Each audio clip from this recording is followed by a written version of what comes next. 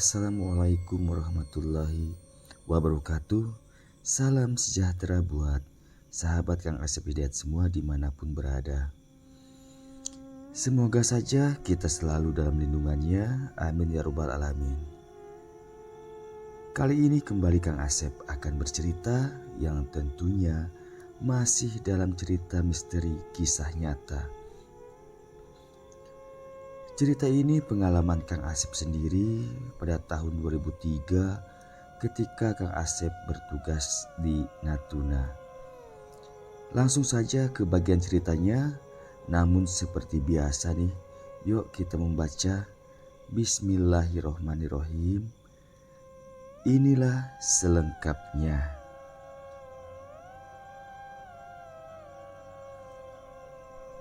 Sore itu kira-kira pukul 15.00 waktu Indonesia bagian Barat. Jam kerja di kantor selesai yang diakhiri dengan apel siang. Selesai melaksanakan apel siang, aku langsung pulang ke rumah di daerah Batu Hitam, Ranai. Di Ranai aku belumlah lama, baru beberapa bulan saja. Sebelum bertugas di Ranai, aku bertugas di Pulau Batam. Di Ranai bertemu dengan orang sekampung denganku, yaitu di Kota Pekanbaru. Dan beliaulah saat itu yang menjadi abang angkat. Tentunya aku merasa sangat senang. Tak disangka jauh dari kampung halaman dapat bertemu dengan orang sekampung di daerah Ranai. Kegiatan sehari-hari abang angkatku yang bernama Mas Tris itu berdagang dan berbisnis kecil-kecilan, seperti membuka warung atau ya apa sajalah yang penting menghasilkan uang untuk menafkahi keluarga. Salah satu usaha Mas Tris yaitu membuka warung kopi di Pantai Tanjung, jaraknya lumayan jauh dari kota Ranai. Warung kopi itu tempat bersantai sebagian anak-anak muda, karena pada masa itu di Ranai memang masih jarang tempat hiburan. Dengan demikian Mas Tris punya ide untuk membuka warung sebagai tempat bersantai, minum kopi dan berkaraoke. Setiap jam 4 sore Mas Tris berangkat ke Tanjung dengan menggunakan sepeda motor untuk membuka warung tersebut. Mas Tris dibantu dengan 2 orang pelayan wanita muda. Biasalah di mana-mana memang demikian, hampir setiap warung kopi selalu menggunakan jasa wanita muda sebagai pelayan warung, yang biasa disebut dengan istilah pemanis warung. Lanjut cerita, sepulang dari dinas, aku pulang ke rumah dan istirahat di kamar. Kira-kira jam 4 sore, di tengah aku istirahat, terdengar ada yang mengetuk pintu kamar dari luar sembari memanggil namaku. Yat, Yat. Demikian seseorang memanggilku dari luar. Suara itu sangat aku kenali, ya dialah Mas Tris. Jujur saat itu aku masih terasa lelah karena seharian tadi banyak pekerjaan di kantor. Tapi aku pikir mungkin Mas Tris ada perlu denganku. Akhirnya dengan malas aku buka juga. Benar saja Mas Tris tengah berdiri di depan pintu kamarku. Mas Tris menggunakan jaket dengan raut wajah terlihat sangat pucat. Sedikit heran aku bertanya, "Ada apa Mas?" "Mas kenapa? Sakit ya? Kok pucat kali Mas?" Demikian tanyaku. Mendapat pertanyaan dariku, beliau hanya tersenyum hambar. Lalu ia berkata, "Yat, Mas bisa minta tolong ndak?" "Oh ya Mas, mau minta tolong apa? Mau beli obat ya Mas?" Jawabku menebak.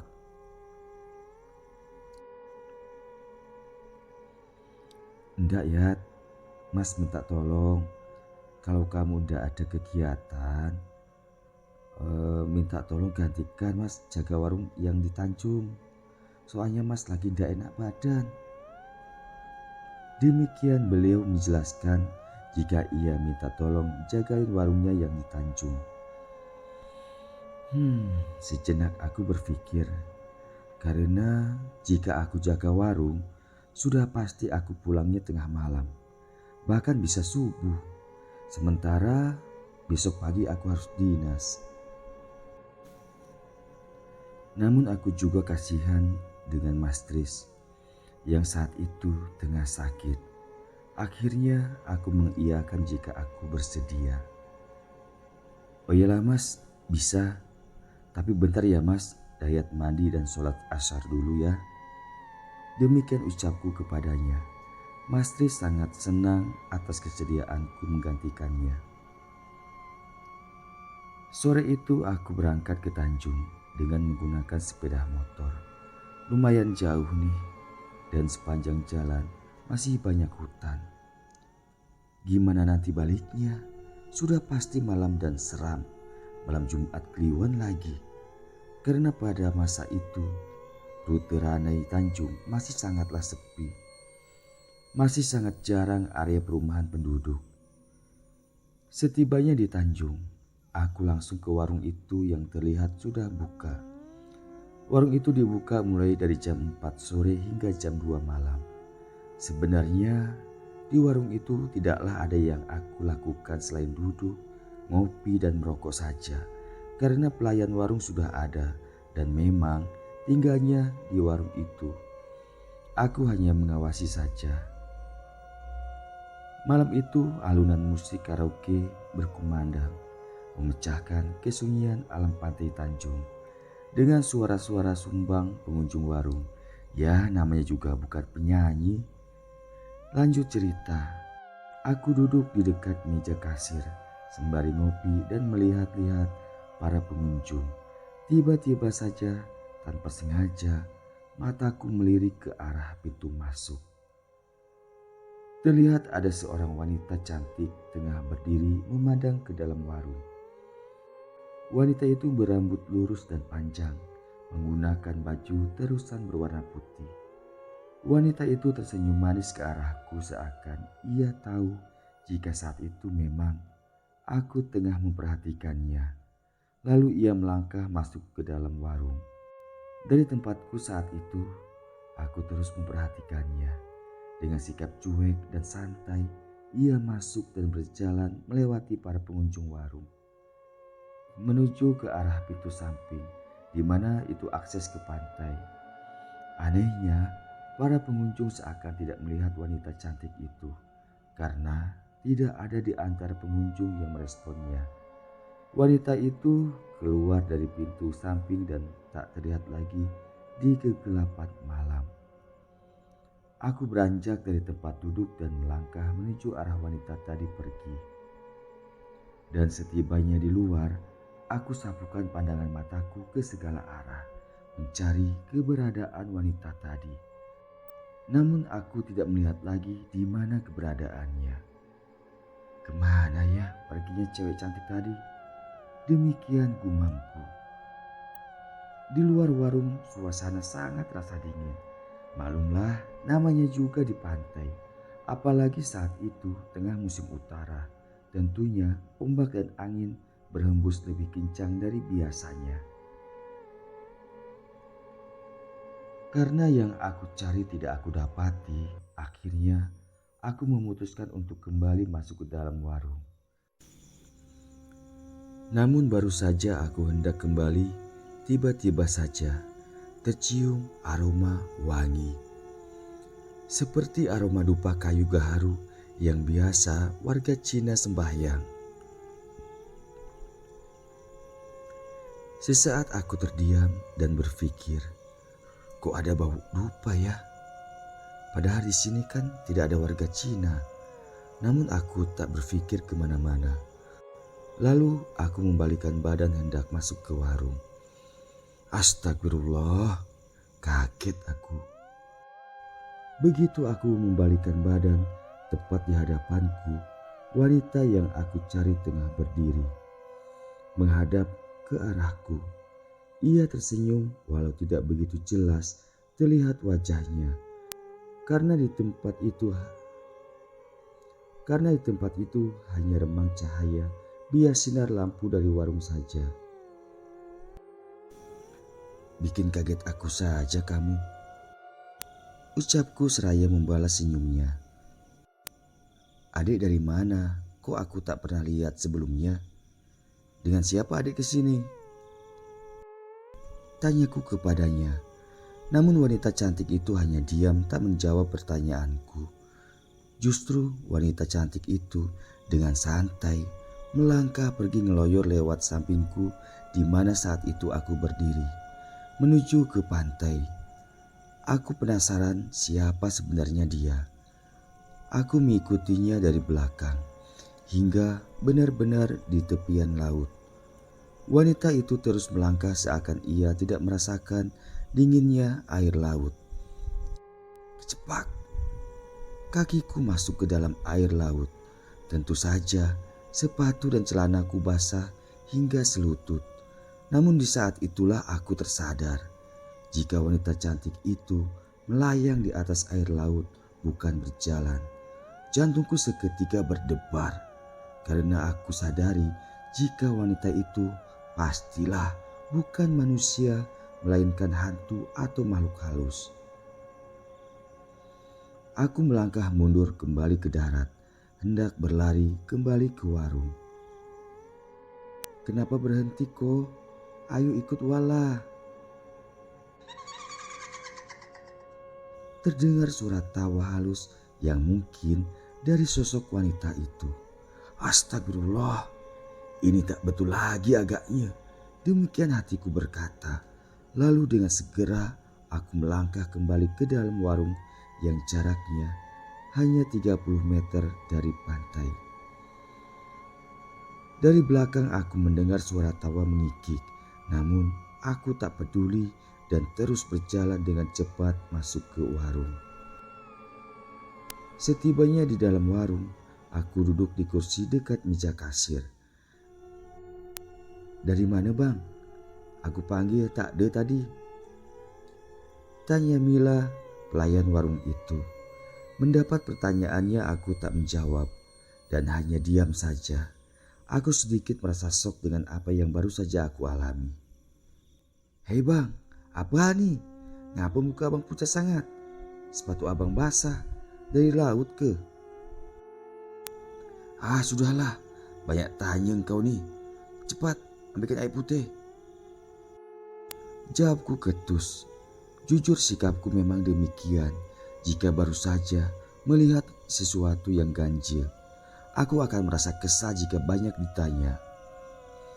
Melihat sikapku demikian, Mila tidak berani lagi bertanya kepadaku. Lalu ia meninggalkanku untuk mengambilkan air putih hangat yang aku pinta. Tak lama kemudian Mila kembali dan memberikan air putih itu. Aku masih tetap duduk di kursi dekat kasir. Pikiranku terus memikirkan apa yang baru saja aku alami. Bulu kuduku tak berhenti meremang. Aku tahu jika makhluk itu masih ada di sekitarku walau tidak menampakkan diri. Singkat cerita, jam 1 malam aku perintahkan kepada pelayan agar menutup warung. Selain karena hatiku tengah tak nyaman, pengunjung warung juga sudah sepi. Aku berkemas diri, memasukkan ponsel beserta chargernya ke dalam tas.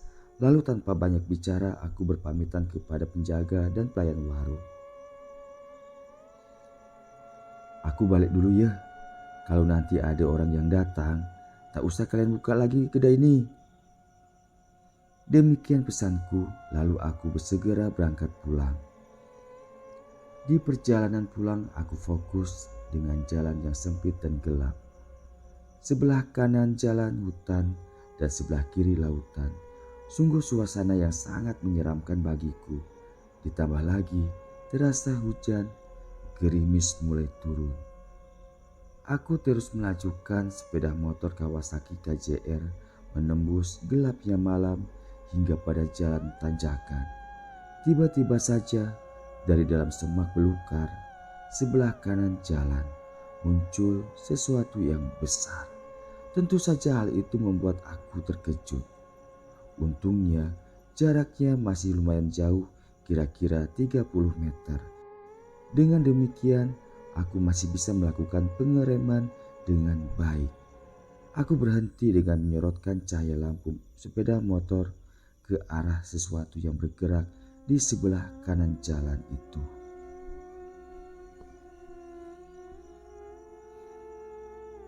Di hadapanku terlihat seekor babi dengan ukuran yang besar. Aku perhatikan babi itu dengan seksama. Babi itu seperti babi peliharaan atau babi ternak, bukan babi hutan. Berwarna putih corak hitam, dia mematung dengan kepala dan matanya tertuju ke sebelah jalannya. Aku masih diam di atas sepeda motor, menunggu babi itu mungkin hendak menyeberang jalan. Namun setelah menunggu beberapa saat, babi itu tak bergerak juga. Lama menunggu, akhirnya aku tekan klakson sebanyak 3 kali. Alhamdulillah caraku berhasil mengusirnya. Babi itu bergerak mundur masuk ke dalam hutan lagi. Aku menghela nafas lega dan melanjutkan perjalanan. Hingga di atas tanjakan dan akan kembali menurun. Tiba-tiba hidungku mencium bau asap dupa kayu gaharu. Sempat aku berpikir, kok di hutan ada bau dupa ya? Apalagi di wilayah itu tidak ada pemukiman penduduk, apalagi warga Tionghoa.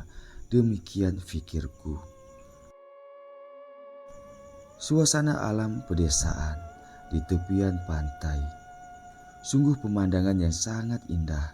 Hembusan angin menyejukkan tubuh, seakan membelai dengan penuh kelembutan. Deburan ombak kecil menjadi musik alami, mendamaikan jiwa. Sungguh terasa damai. Aku duduk santai di atas sebuah batu dengan ukuran yang sangat besar, tak jauh dari tepian pantai itu.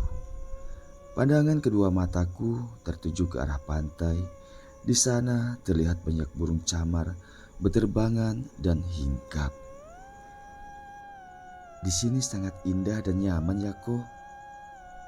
Tiba-tiba aku dikejutkan oleh sapaan seseorang dari sampingku. Seketika aku palingkan muka ke sebelah kanan, sedikit terkejut, namun seketika itu pula hatiku berubah merasa nyaman.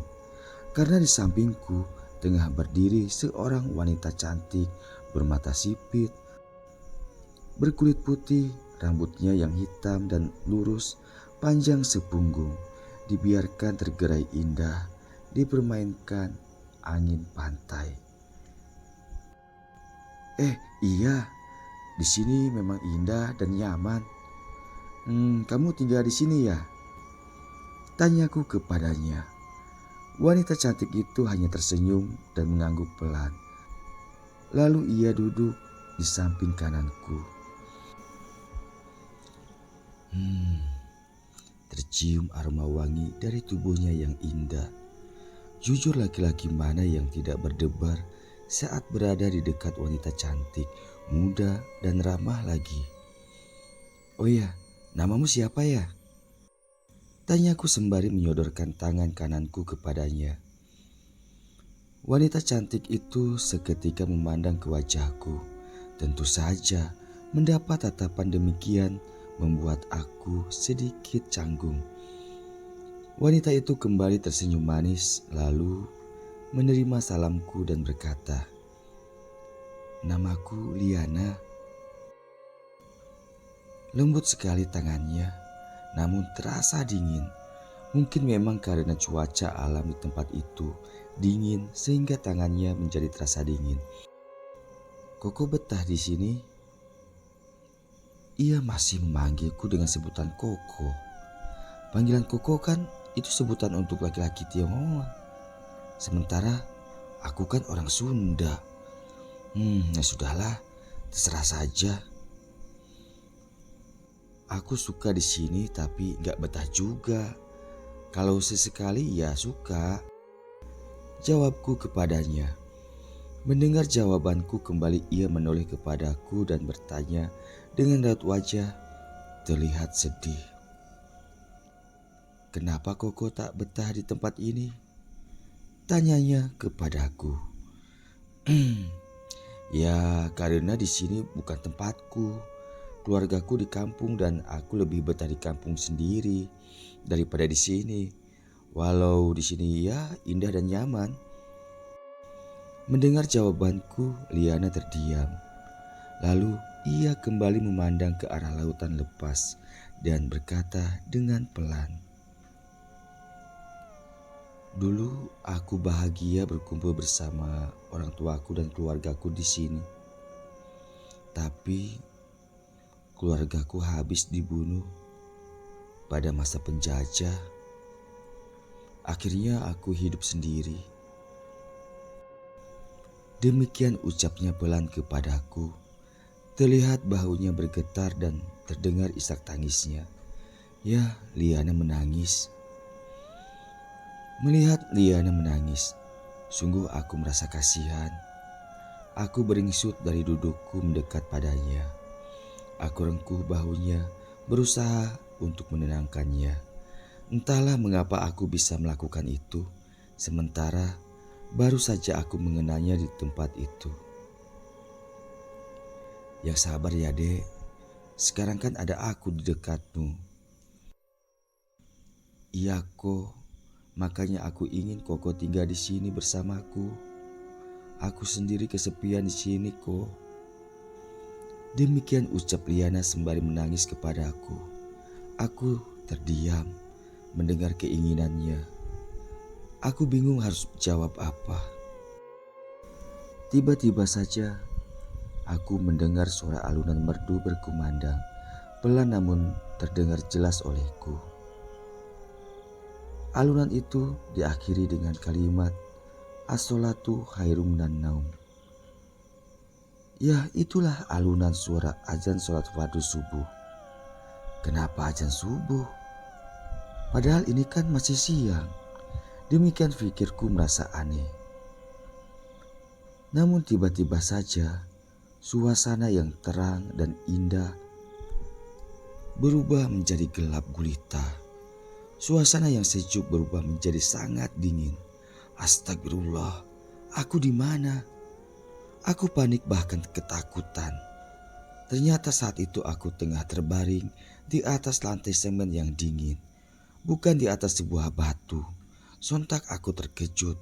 Aku bangun dan berdiri, lalu melangkah yang tidak tahu ke arah mana, karena memang suasananya sangat gelap. Bruk! Aku menabrak sesuatu yang keras. Entah apa saat itu yang aku tabrak. Benda itu aku raba dan ternyata itu sepeda motorku. Setelah tahu jika itu sepeda motor, segera aku naiki dan aku engkel untuk menghidupkannya. Setelah sepeda motor hidup dan lampunya menyala, seketika menerangi di sekitar tempat itu. Astagfirullah, kembali aku semakin terkejut karena saat itu aku tengah berada di sebuah kuburan dengan nisan yang terlihat tinggi khas bentuk kuburan Cina. Aku semakin panik dan bingung. Sejenak aku perhatikan di area sekitarku. Ternyata aku berada tak jauh ketika aku mencium aroma asap dupa. Setelah aku sadar dan tengah di mana saat itu, aku baru berpikir bagaimana caranya untuk keluar dari lokasi kuburan itu. Karena posisi kuburan itu di lereng bukit walau tidaklah tinggi. Sementara posisi jalan ada di bawahnya, kira-kira 40 meter ke jalan. Selain itu, lokasinya penuh dengan semak belukar dan kayu-kayu kecil. Saat itu aku tidak sempat berpikir bagaimana bisa tiba-tiba saja aku berada di kuburan, naik ke atas dengan sepeda motor pula. Melainkan aku berpikir dan berusaha bagaimana caranya turun membawa sepeda motor. Bukan hal yang mudah, Berkali-kali aku jatuh, bahkan tertimpa sepeda motor. Belum lagi di saat aku berjuang turun, dari belakang terus terdengar suara tangis perempuan. Terkadang suara tawa yang tentunya membuat aku semakin ketakutan. Dengan susah payah, akhirnya aku berhasil tiba di jalan. Kembali aku engkol motorku dan tanpa memandang ke arah kiri, kanan, dan belakang, aku meninggalkan tempat itu dengan segera. Di perjalanan tak hentinya mulutku beristighfar, dan di saat itulah baru terfikir olehku, kok bisa aku berada di kuburan Cina itu? Sungguh di luar nalar. Kuburan itu di lereng bukit sementara jalan posisinya di bawah. Bahkan akses dari jalan ke kuburan itu sangat sulit. Jangankan menggunakan sepeda motor, jalan kaki saja sangat sulit. Tapi mengapa aku bisa di kuburan dengan posisi sepeda motor terparkir dengan baik di samping kuburan itu? Berarti dengan sengaja aku naik ke atas dan memarkirkan motorku di sana. Hanya Allah lah yang maha mengetahuinya.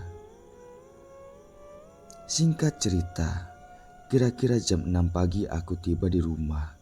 Begitu tiba, aku parkirkan sepeda motor. Dengan perasaan tidak sabar, aku mengetuk pintu rumah. "Kak, Mas, cepat buka pintunya."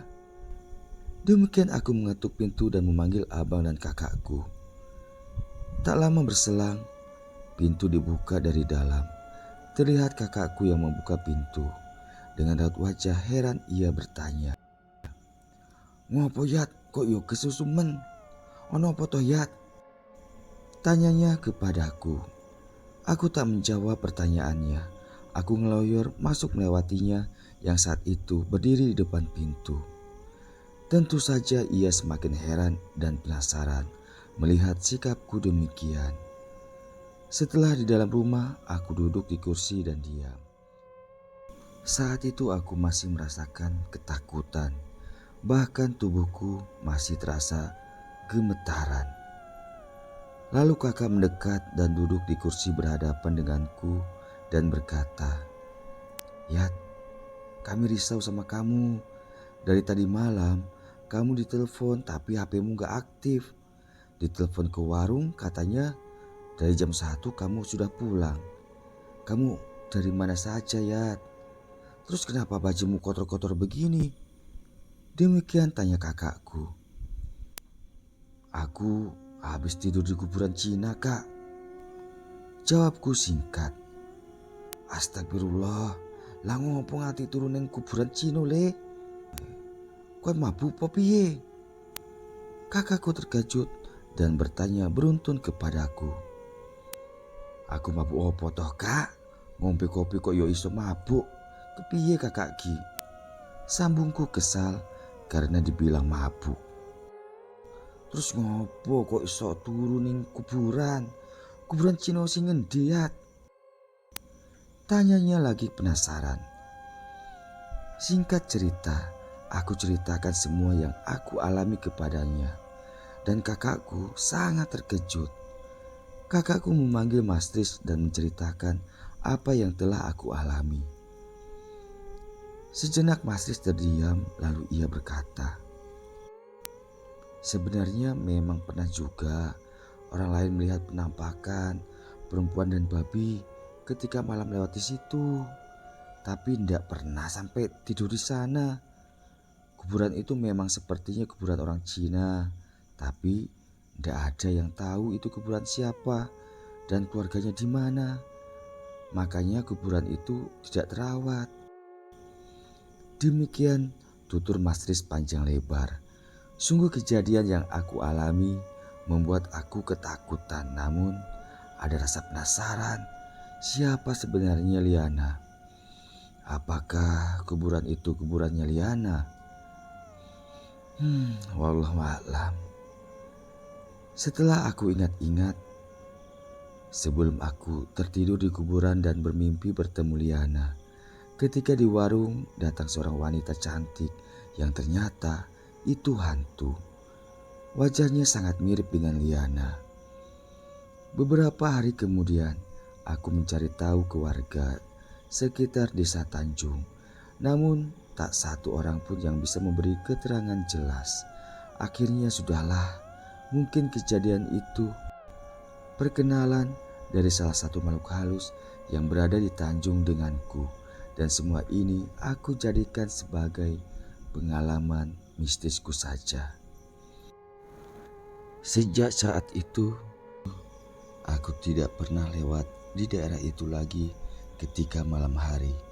Jika kebetulan Mas Tris meminta tolong untuk jaga warung, aku memilih menginap di warung itu dan paginya baru aku pulang. Selesai. Demikian akhir dari cerita pengalaman mistis Kang Asep. Semoga berkenan. Mohon maaf jika banyak kesalahan dan kekurangannya.